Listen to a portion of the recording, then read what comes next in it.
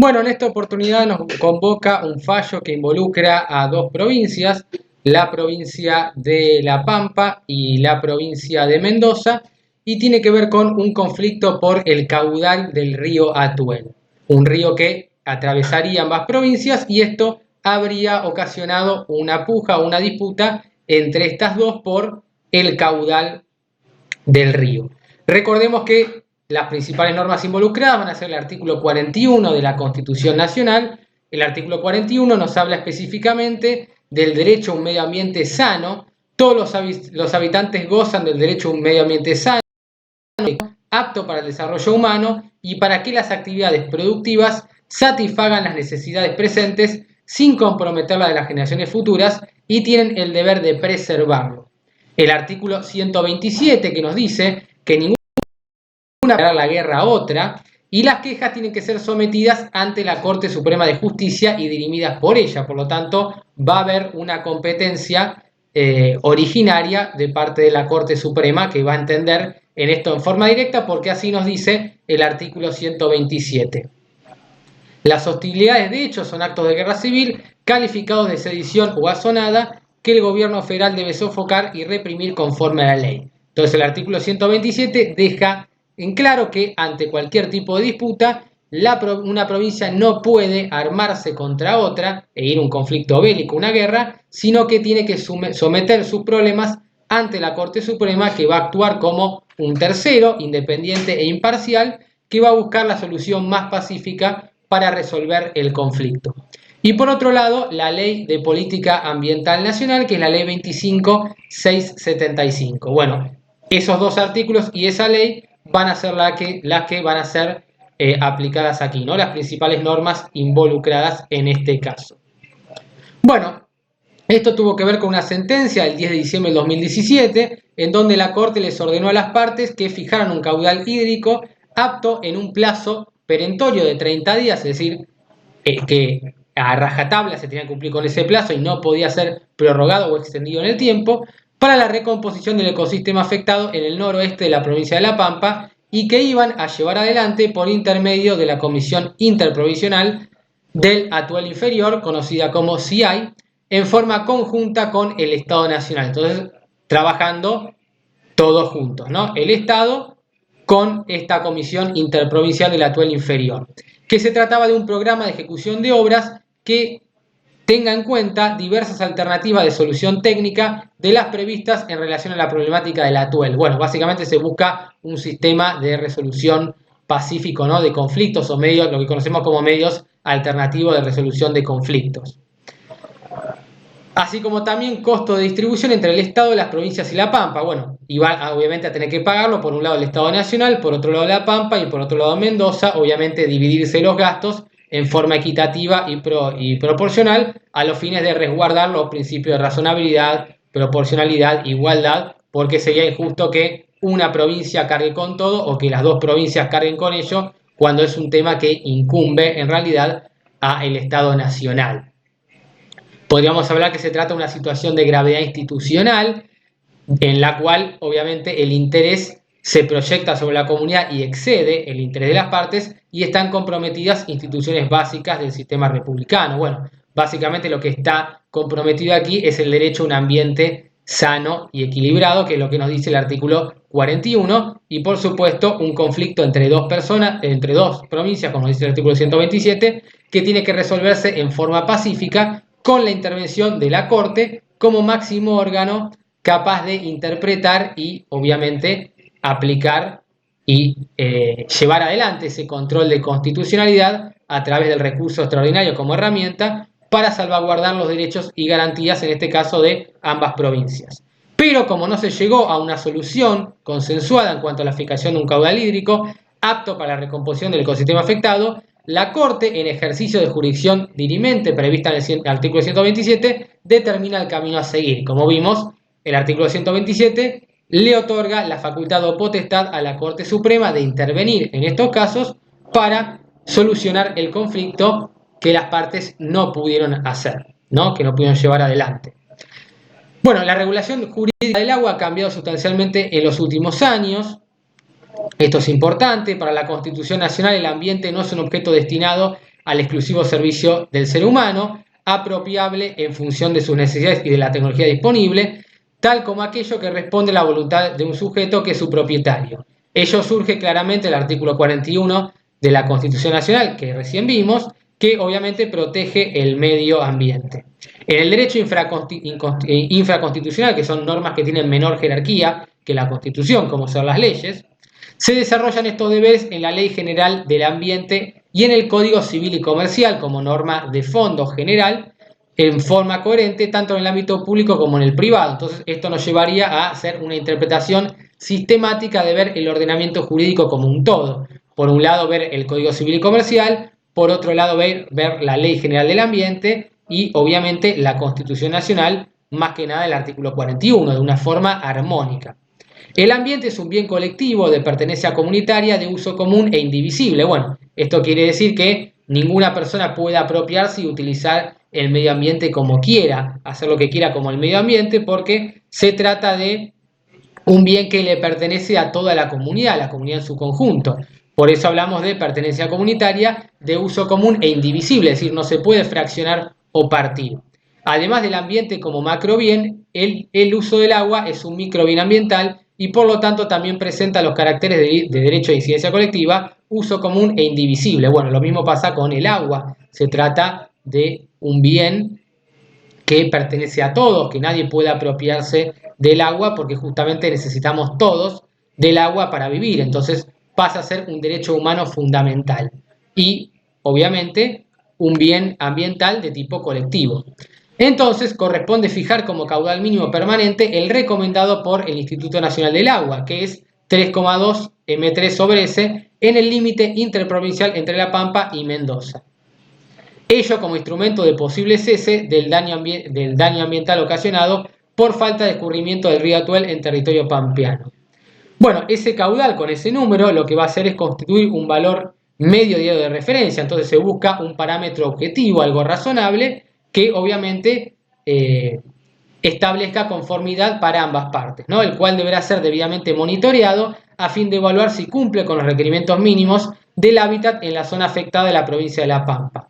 Entonces, obviamente esto tiene que ser estrictamente controlado para, obviamente, ver que se cumplan con los requisitos mínimos que se fijan, para, obviamente, no afectar y no contaminar el área, tanto en lo relativo al mantenimiento de la biota y salinidad como a los niveles freáticos, nos dice la Corte. El caudal mínimo permanente que se fija en este pronunciamiento se tiene que entender como una meta interina en el camino destinado a la determinación definitiva del caudal hídrico, apto para la recomposición del ecosistema afectado en el noroeste de la provincia de La Pampa, que constituye la meta final perseguida. Bueno, esta es parte de la interpretación que hace la Corte. Y la solución adoptada se tiene que fundar en el principio de progresividad, que justamente está establecido en el artículo 4 de la LGA y obviamente en nuestra Constitución Nacional. Recordemos que el principio de progresividad apunta a que siempre se debe ir hacia adelante y nunca hacia atrás. Lo opuesto sería la regresividad. Entonces, cuando hay un derecho adquirido, una ley posterior no puede quitar un derecho adquirido bajo una ley anterior, salvo excepciones que obviamente habla la Corte Suprema, pero la regla es que no se puede hacer. La Corte se ha pronunciado sobre la trascendencia del concepto de cuenca hídrica y la entendió de la siguiente manera. La Corte dice, bueno, esto es una unidad abarcativa del ciclo hidrológico en su conjunto, ligado o estrictamente vinculado a un territorio y a un ambiente particular, y estamos frente a un sistema integral que se refleja en la estrecha interdependencia entre las diversas partes del curso del agua. Entonces, deja claro aquí la Corte qué es lo que entiende por cuenca hídrica y busca obviamente aplicar los principios de razonabilidad, proporcionalidad, igualdad, principio de progresividad, entre otros que son muy, muy importantes. Bueno, esto obviamente a grandes rasgos, ¿no?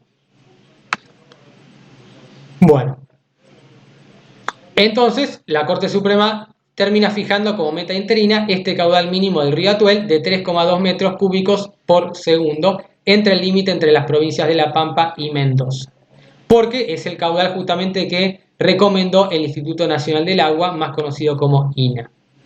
Las Cortes le habían ordenado a ambas partes que hicieran esto, pero como no llegaron a un acuerdo, intervino por el artículo 117. Entonces, Hayton de Nolasco, Maqueda, Lorenzetti y Rosati fijaron como caudal mínimo permanente el recomendado por el INAH. Debe entenderse como meta interina en el camino destinado a la determinación definitiva del caudal hídrico apto para la recomposición del ecosistema afectado en el noroeste de la provincia de La Pampa, que constituye la meta final perseguida. Los magistrados tuvieron en cuenta que, como punto de partida del presente conflicto, deviene la disminución de la oferta y a su vez el aumento de la demanda de agua del río Atuel. Bueno, esto que tenemos siempre de la ley de oferta y demanda. Sostuvieron, asimismo, que la solución de este conflicto requiere conductas que excedan tanto los intereses personales como los personales. Por eso hablamos de, justamente, que se proyecta sobre toda la comunidad y hablamos de una situación de gravedad institucional.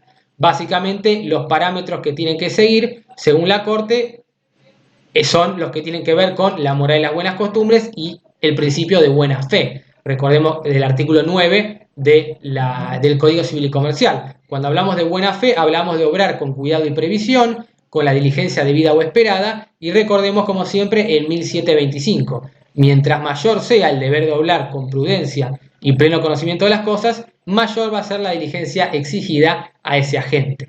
También hay que tener en cuenta que la cantidad de agua debe ser destinada a la conservación del ecosistema interprovincial para que mantenga su sustentabilidad.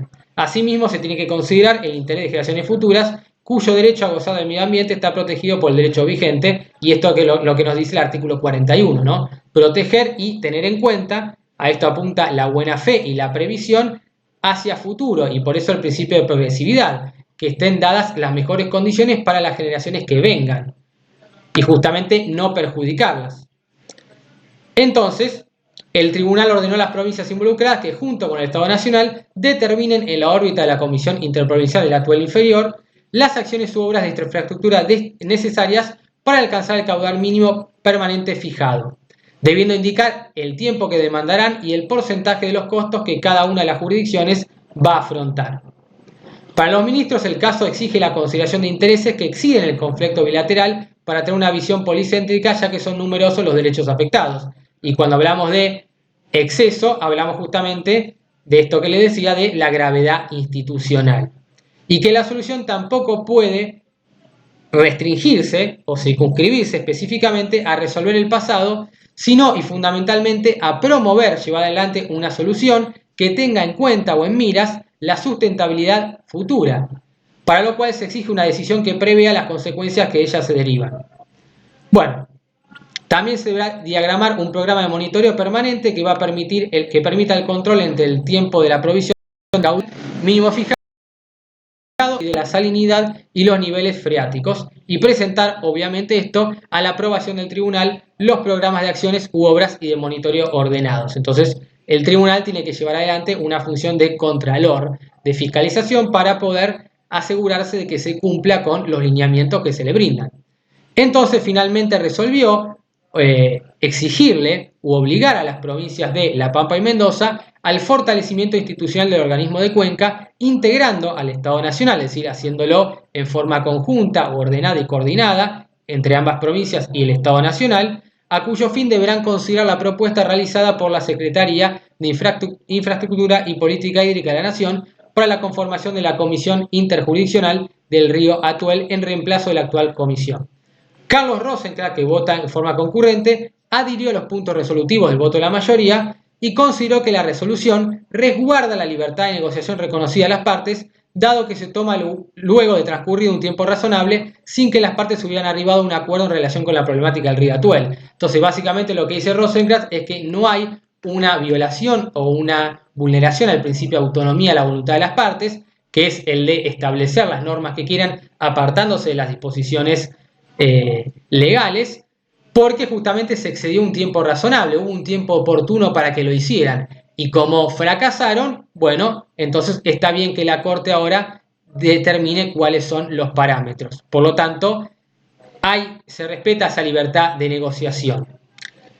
Rosenkrantz también estimó oportuno que el tribunal establezca cuál tiene que ser la magnitud del caudal mínimo, que va a funcionar como un objetivo que podrá alcanzarse gradualmente o en etapas. Entonces, esto se tiene que cumplir de a poco, no de golpe, sino en forma gradual para poder ir haciéndolo de a poco y poder ser más efectivo a la hora de cumplir con las etapas, ¿no?